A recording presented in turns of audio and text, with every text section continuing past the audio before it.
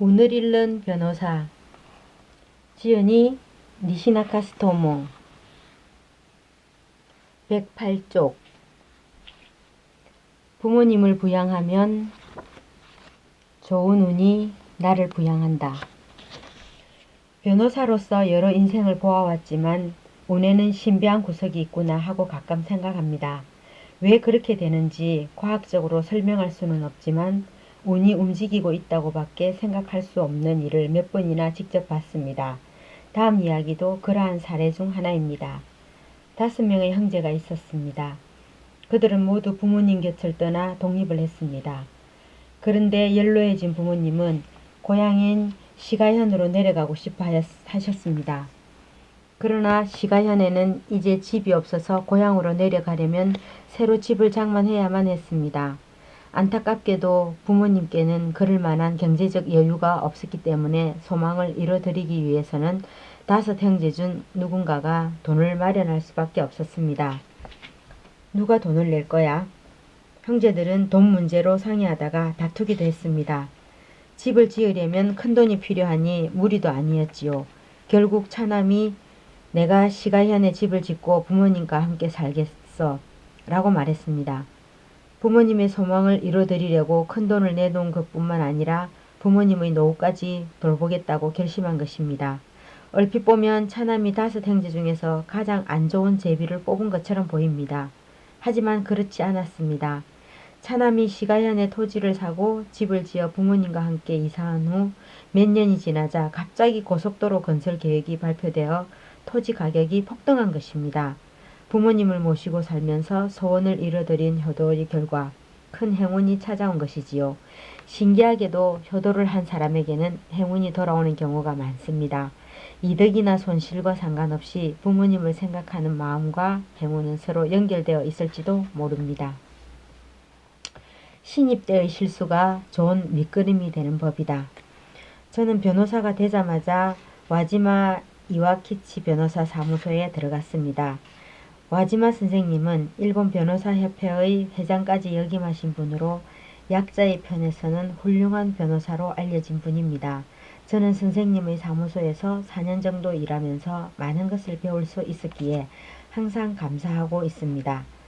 와지마 선생님의 가르침은 삶의 방식뿐 아니라 변호사이자 인간으로서 제가 소중히 생각해야 할 가치관이 되었습니다. 그때 일 중에 지금도 가끔 생각나는 일이 있습니다. 제가 저지른 어떤 실패에 관한 이야기입니다.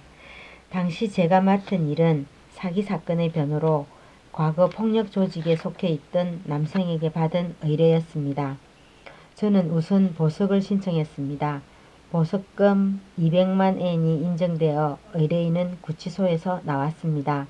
변호의 제1단계는 무사히 지나갔습니다. 가장 중요한 재판에서는 의뢰인의 희망대로 집행유예를 노렸습니다. 유죄가 선고되어도 집행유예가 선고되면 교도소에 들어가지 않아도 됩니다. 의뢰인은 죄를 충분히 뉘우치고 있어서 재범 가능성이 낮습니다. 저는 이렇게 주장하면서 재판관을 이해시키려고 애썼습니다. 결과적으로 의뢰인은 집행유예를 선고받아 변호사로서의 제 업무도 성공적으로 마무리되었습니다. 저는 의뢰인에게 약속한 성공보수 100만 엔을 청구했습니다. 큰돈이었지만 의뢰인이 그 돈을 지급할 수 있다는 것을 알고 있었습니다. 재판이 끝났을 때 보석금으로 법원에 낸 200만 엔이 반환되어 대리인인 제가 맡아두고 있었기 때문입니다. 맡아두고 있던 보석금 중 100만 엔은 보수로 받아가겠습니다. 하지만 의뢰인은 제 생각과는 다른 제안을 했습니다. 일단 그 돈 전부를 저에게 건네주시면 안 되겠습니까? 실은 그 돈은 폭력단에게 빌린 거예요. 이제는 손을 씻고 싶어요. 그러려면 그 200만 엔을 조직에 돌려줘야만 합니다. 보석금 때문에 폭력단에게 빌린 200만 엔을 그대로 돌려주면 연을 끊을 수 있다니 좋은 일이라고 생각했습니다. 그러면 보석금은 전액 조직에 돌려주세요. 성공보수는 나중에 주셔도 좋으니까요. 그렇게 말하고 200만 엔을 그대로 의뢰인에게 건네주자 그는 정말 감사합니다. 선생님께 지급해드릴 돈은 나중에 꼭 가져오겠습니다. 하면서 눈물을 걸썽이며 돌아갔습니다. 저는 의뢰인이 폭력단과 완전히 연을 끊고 건전한 삶으로 돌아갈 것이라 믿으며 옳은 일을 했다는 생각으로 묵묵히 기다렸습니다. 그런데 그건 아니란 생각이었습니다. 그 후 의뢰인은 행방불명이 되었습니다. 물론 보수도 받지 못했지요. 그 의뢰인은 사기 사건의 범인입니다. 그러니 교묘한 말로 보수 지급을 피하려는 것일지도 모른다는 의심을 하고 그 제안을 거절해야 했습니다. 와지마 선생님에게 뭐라고 말씀드려야 하나 저는 얼굴이 파랗게 질렸습니다.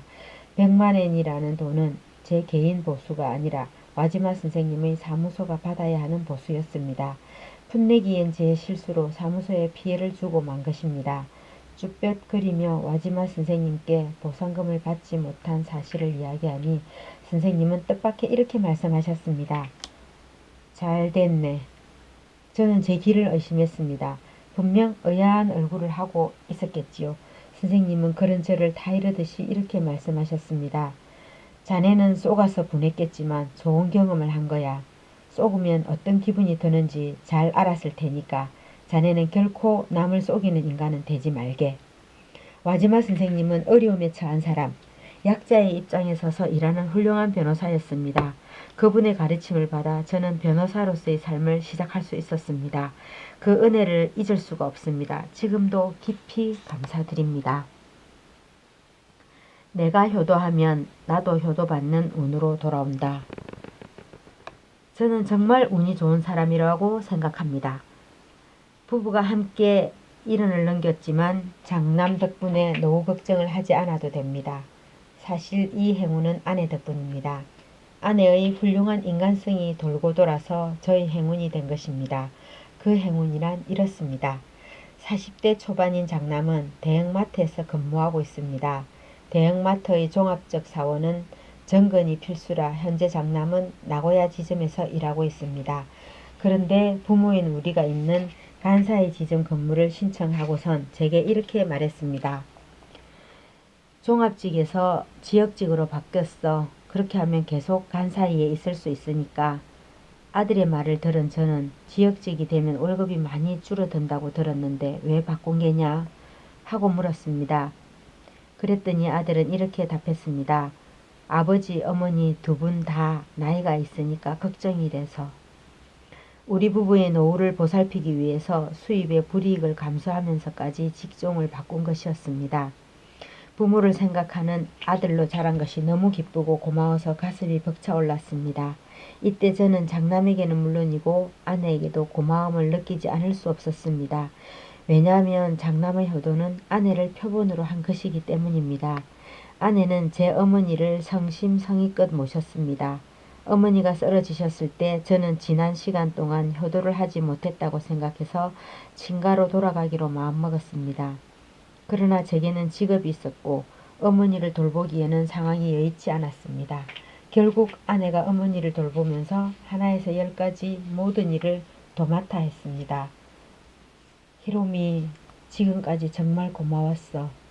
어머니는 98세의 나이로 돌아가시기 직전에 아내에게 감사의 말을 전했습니다. 아내는 어머니의 한마디로 그동안의 고생스러웠던 기억이 한순간에 사라졌다고 했습니다. 장남은 그렇게 헌신적으로 할머니를 간호하는 엄마의 모습을 지켜봐 왔던 것입니다. 그래서 자연스럽게 부모님이 나이가 들면 자식은 부모님을 돌보아야 한다는 생각을 한 것이 틀림없습니다. 저는 아무것도 하지 않았지만 아내가 아이의 본보기가 된 것이지요. 그 덕분에 우리 부부는 행복한 노후가 기다리고 있습니다. 아내의 언덕으로 행복한 노후를 보낼 수 있으니 감사하지 않고는 못 베기겠네요. 천재적인 재능보다 훌륭한 성품이 더 귀하다. 오사카에 있는 도가와 고무 제조 공장이라는 회사가 있습니다.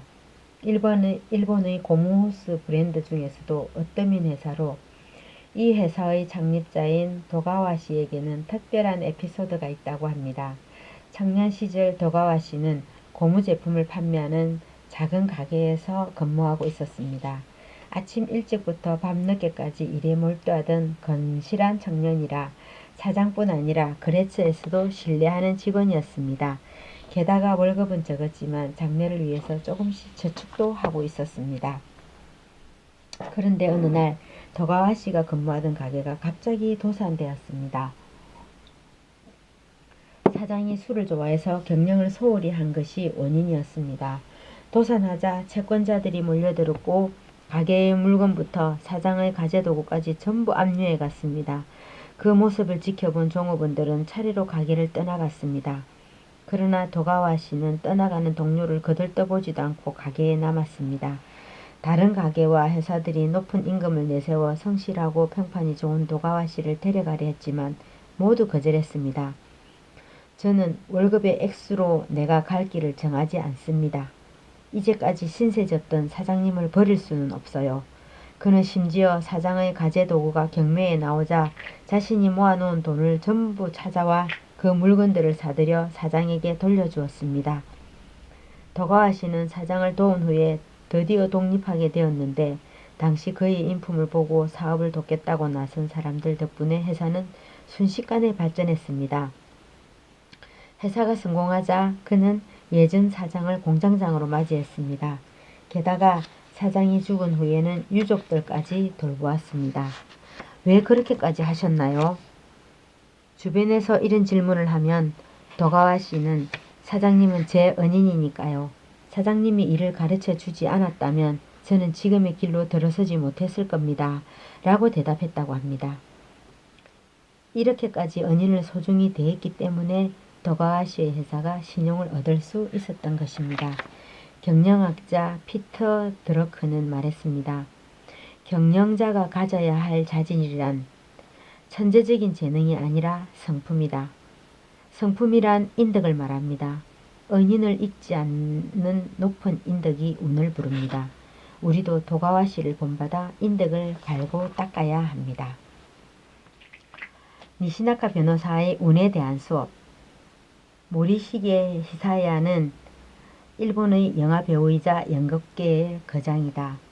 와세다 대학 재학 중 연극 활동을 시작했고 이후 대학을 중퇴하고 배우의 길로 접어들었다. 장기 공연작으로 유명한 지붕 위의 바이올린 연주 등으로 한국에도 잘 알려져 있다. 직접 작사, 작곡한 노래인 지상여정을 크게 히트시키기도 했다.